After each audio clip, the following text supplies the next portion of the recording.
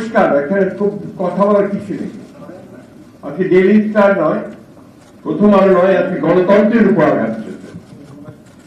আমার স্বাধীনভাবে চিন্তা করার অধিকার, আমার কথা বলার যে অধিকার, তারপর আমার আঘাত এসেছে।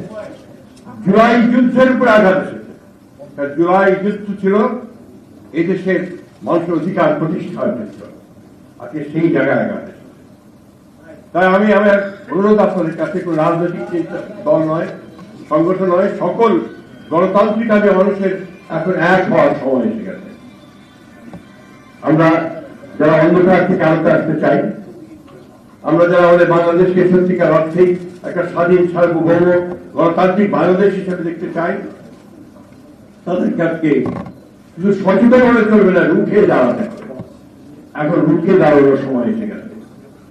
আমি আপনাদের আহ্বান জানাবো, শুধু এখানে একাত্মতা ঘোষণা করা নয়, মানব বন্ধন করে সংগঠন প্রকাশ করা নয়, আজকে সর্বক্ষেত্রে সর্বশক্তি নিয়ে আপনারা যারা বাংলাদেশকে ভালোবাসেন তারা সবাই ঐক্যবদ্ধ হন, এই অপশক্তিকে রুখে দিতে হবে। ধন্যবাদ।